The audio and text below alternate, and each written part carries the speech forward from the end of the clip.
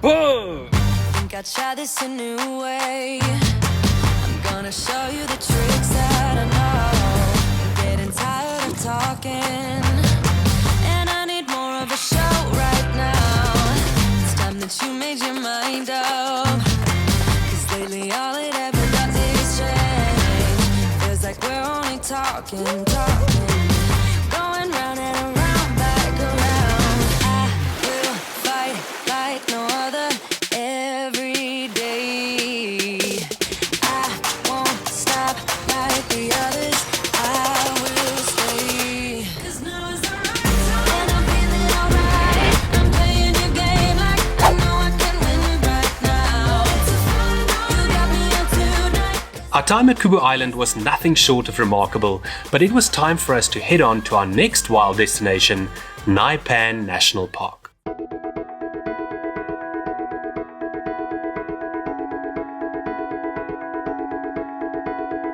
Just like before, we packed up very early so that we could get to our next campsite around midday. Good morning. Morning. Looking forward to Nxai Pans. Hey, a lot, eh? I see some animals. It was wild here, but no wildlife. The drive out from Kubu Island to Nxai Pan South Camp took about 6 hours. And the first stretch to Gweta was even more beautiful than the road in from Kalma Rhino Sanctuary a couple of days before.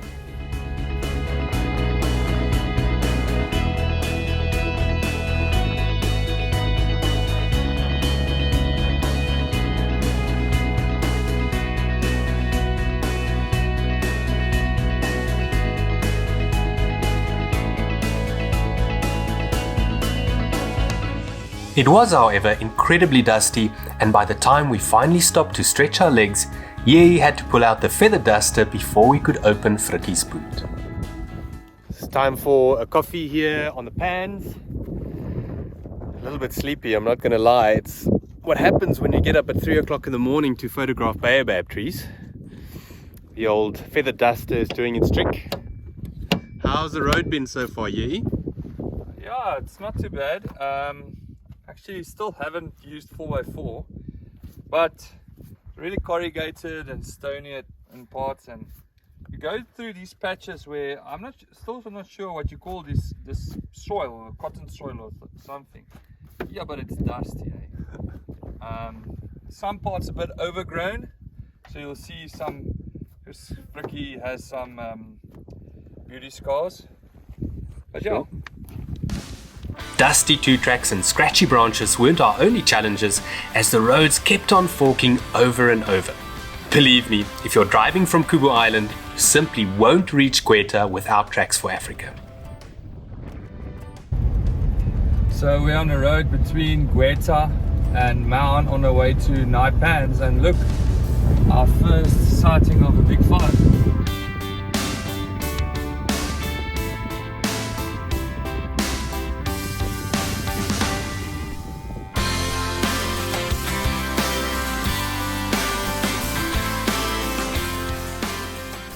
Shortly after, we pulled into the main entrance gate of Nxai Pan National Park, where our booking vouchers were checked.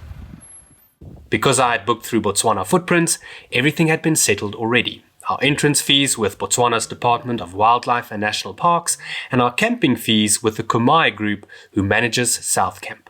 We knew the road from the gate to the campsite was bad, but nothing could have prepared us for what lay ahead. Woo!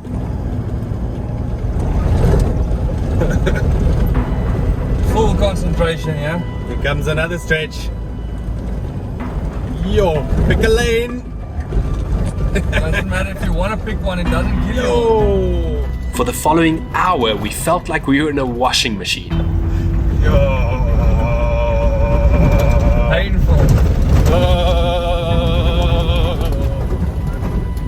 For 35 kilometers, we bumped around on thick, corrugated sand, and it's only thanks to some suspension alterations that we were able to survive it. Yei actually took Fricky to Econolift Suspensions in Boksburg shortly before the trip to have a pair of air helpers installed specifically with this road in mind.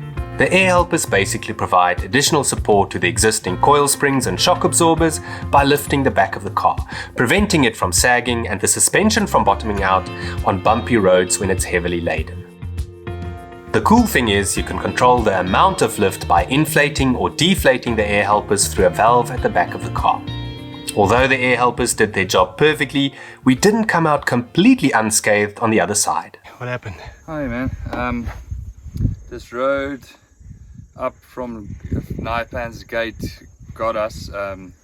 It snapped our cable of the fridge right through the positive. I still have to go and check the fuses, but yeah, it looks as if I will be able to fix it. It's crucial because otherwise all our cold meat and everything will be goners. So yeah, but All the more reason to bring a proper toolbox. yeah, well, not sure You if think you you've call- got everything you need? I'm not sure if you call this proper, but there's everything in there. Luckily, yeah, he was able to fix it. And good thing too, because over the next few days, the temperature would just keep climbing higher and higher. Is it alive? Oh yeah. Listen to the sweet sound. Hold on, Sean. Thanks, man.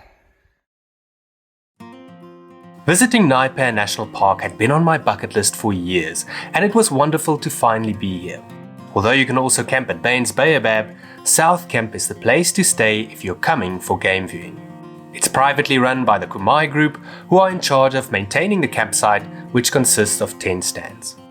We camped on number 1, and it's perfect if you're traveling in one vehicle and want some privacy and shade. If you're traveling in a larger group and want lots of shade, but you don't mind the neighbors camping close by, I suggest that you ask for stand number 3 when you make your booking through Botswana Footprints. Each stand has a fire pit, braai stand and jackal-proof rubbish bin, but no power. It's also unfenced and regularly visited by the local elephant bulls who come here for shade and grey water from the ablution blocks ingeniously made available to them through large holes in the ground. Speaking of which, sharp spikes all around prevent the elephants from getting too close to the buildings. The 2 ablution blocks have sinks where you can wash your dishes and clothes outside and are spotless inside. They also have flush toilets and hot water, and most impressively, air vents in the floor that allow cool air to stream in, drastically reducing the temperature inside. So here at South Camp Reception, they actually have a very basic map on the wall. And as you can see, there's lots of roads that you can drive, many more than we thought we would have. And you can see South Camp is here at the bottom, and then just a little bit further north, there's a permanent waterhole, Nxai Pan waterhole, and that's where all the action happens now in the late dry season, because it's the only place that actually has permanent water. If you Google this place, you might be fooled into thinking you're going to be driving from one waterhole to the next, because there's lots of them spread out. But those are actually natural pans, so they'll only have water during the rainy season, probably maybe as early as November, and probably keep water maybe up until May or June, depending on how late it falls. Now, that time of the year, the rainy season, it'll be much greener, very pretty, but because of all the water sources, you'll probably find that the game is much more spread out. So in terms of best time of the year, late dry season is definitely the best. Here he deflated the air helpers a little bit before we headed out on our first game drive shortly after 4 p.m. By now, the temperature had climbed to 44 degrees Celsius, and we knew that we had to head straight to the only place animals could quench their thirst in the area, namely Nxai Pan Waterhole. The waterhole's location is perfect for wildlife photography. There's lots of space to park right next to it, and because you face west, you've got plenty of mind-blowing opportunities to capture silhouettes and the sunset late in the afternoon. In the morning, the waterhole is bathed in golden light, giving your photos a completely different look and feel.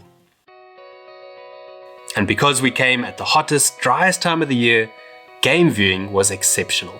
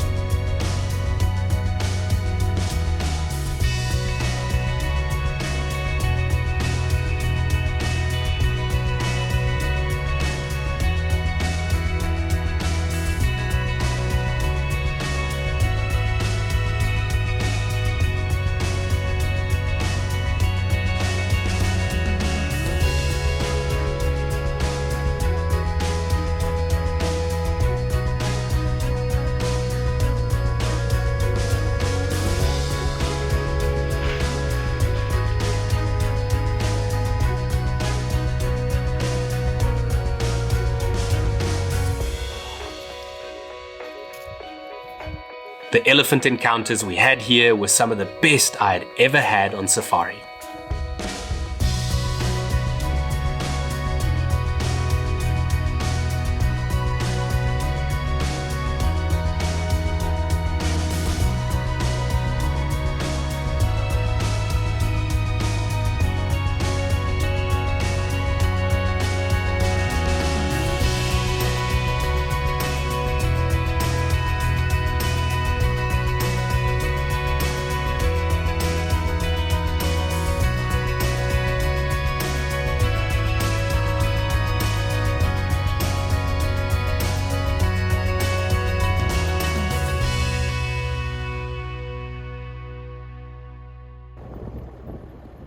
Our first morning drive at Nxai Pan's actually started with some excitement. Big hole. So Ye and I decided to come back to the waterhole first thing in the morning, and we only sat there for about 10-15 minutes and we heard some lions roaring in the distance. So we're heading in that direction and hopefully we can catch up with them.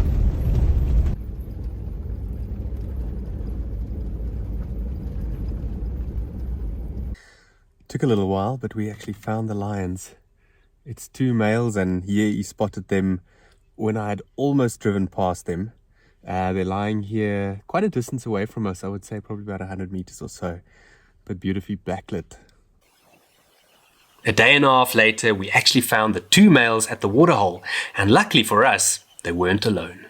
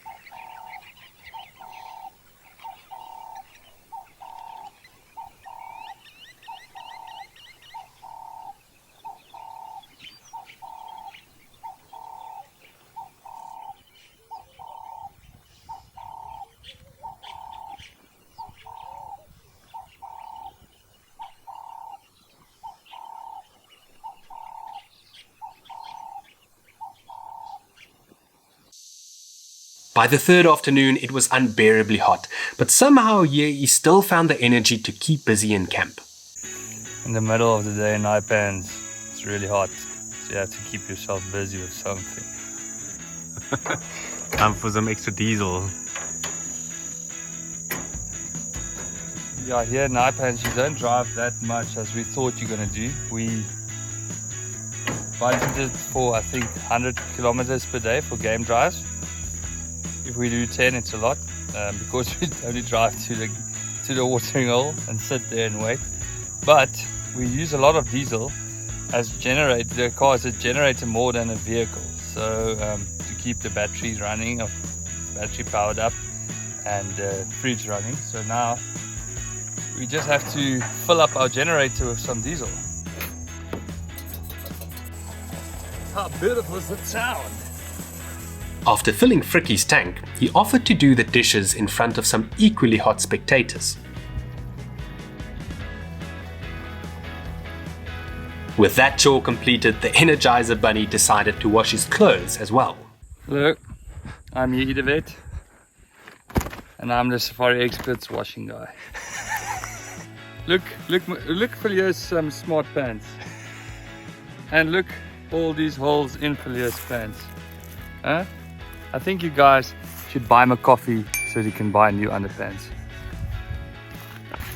This is part of camp life during the day in 40-odd centigrade heat. You have to do something, and yeah, sometimes you have to wash some clothes. I didn't bring lots of clothes. On the Serengeti trip, I actually just brought, I think, like 4 shirts and 3 pants, but this time I brought a bit more, but it's still not enough, so check this one after there. Huh? This is when he and Tabby feels a bit kinky. He wears this on the pants. Blatant lies. The best ways I could think of to cool down was to trim my beard and to take a cold shower. And because we were both too lazy to make a big lunch, we grabbed a packet of trail food and quickly prepared some chili con carne on our tiny camping stove, which we enjoyed with some leftover pap tart from the previous night.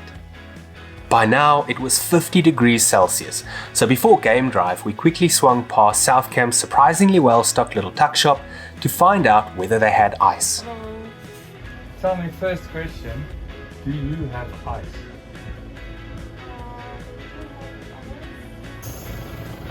There's Nxai Pan wheat. Yeah.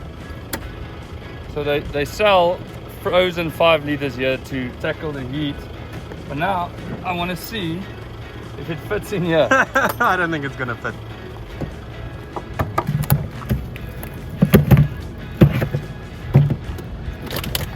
Oh, nice! Boom!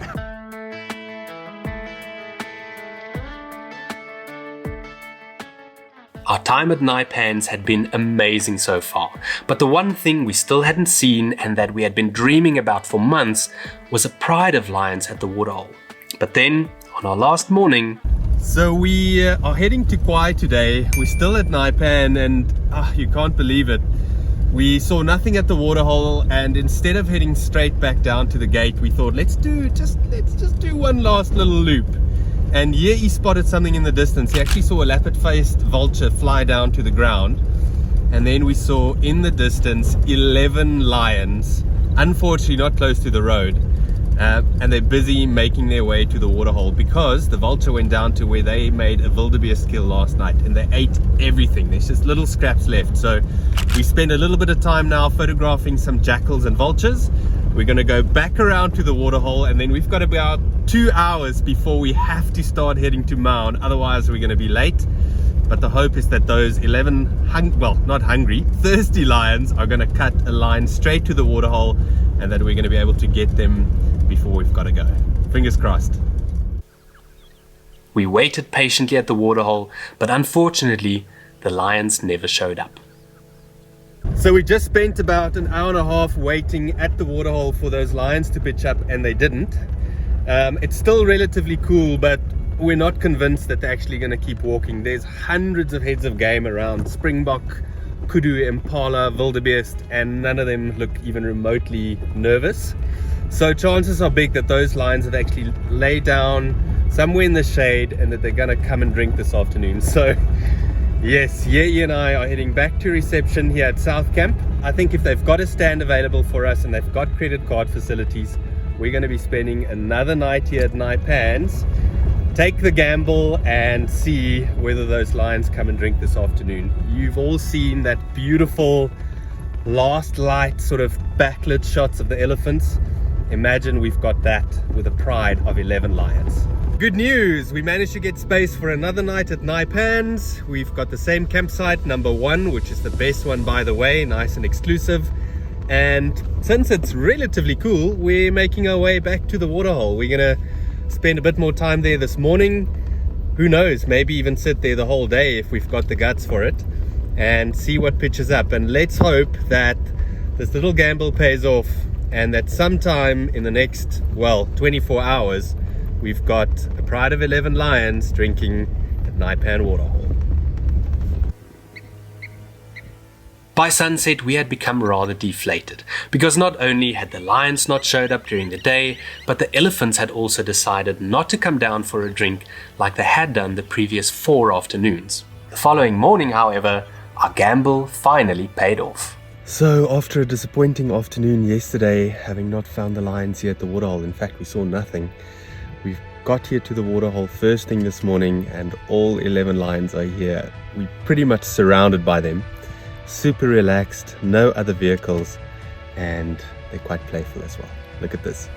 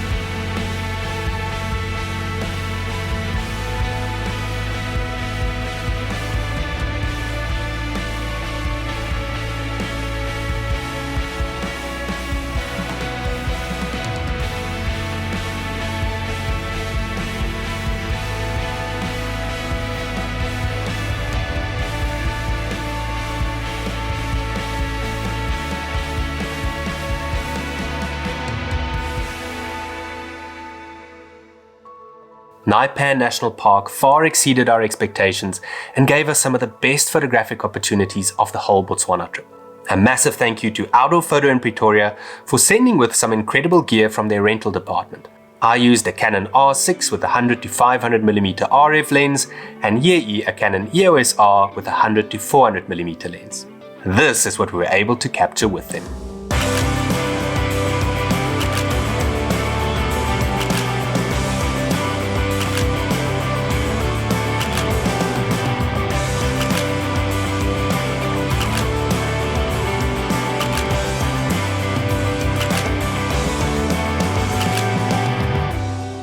You can learn more about Outdoor Photo and our other awesome sponsors, Sat for Rent, the Trail Food Company, 4x4 Centurion, Econolift Suspensions, and of course Botswana Footprints by following the links in the video description. In the next episode, I finally get some exercise, Frikkie gets his wheels wet, and we have an unexpected visitor in camp.